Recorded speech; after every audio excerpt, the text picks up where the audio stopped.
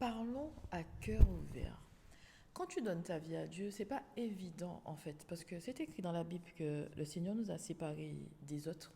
Tu as été séparé des autres, et c'est vrai que quand tu es au pied de Dieu, tu veux faire la volonté de Dieu, les gens autour de toi ne vont pas te comprendre, ils vont pas comprendre tes choix, ils peuvent te trouver un peu extrémiste. Parce qu'il y a beaucoup de personnes qui ont un esprit de religion, d'accord? Donc religion, tradition religieuse. Ils vont te dire, si ma religion ne me dit pas nanana, nana, eh bien c'est que je peux faire. Quand tu donnes ta vie à Dieu, tu cherches à faire les choses conformément à sa volonté. C'est-à-dire que tu étudies ta Bible, tu n'as pas un esprit de religiosité. Tu as vraiment cette relation avec le Seigneur et tu veux vraiment faire sa volonté, tu vois. Tu étudies ta Bible, tu comprends qu'il y a certains endroits que ce n'est pas pour toi.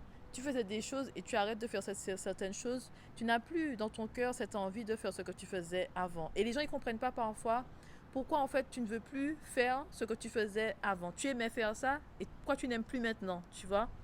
Donc ils ont parfois l'impression que c'est comme si euh, on s'interdit de faire des choses. Et il y a beaucoup de personnes qui ne comprennent pas, mais l'envie n'est plus en moi de faire ça. Ce truc-là n'existe même plus en moi. J'ai plus cette envie de faire ce que je faisais avant.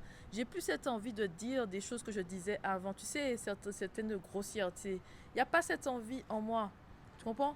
Ou je ne peux plus fréquenter telle personne parce que cette personne-là, si je reste avec elle, elle m'entraîne vers un chemin qui n'est pas le mien. En sa présence, je ne suis pas la même personne, je ne suis pas authentique, je ne suis pas fidèle en fait à mes convictions. Et je ne veux pas être influencée. Les gens ont du mal à comprendre ça aussi. Et tu peux te sentir seul aussi parce que l'incompréhension tout simplement. Tu peux te sentir seul.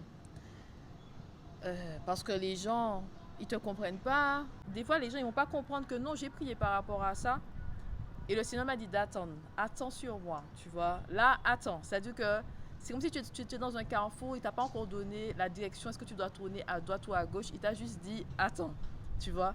Et il y a les gens qui passent comme ça, les voitures te dépassent. Et toi, tu es toujours au même point. Ils te disent mais pourquoi tu es toujours là, machin, pourquoi tu fais pas ci, ça, tu vois.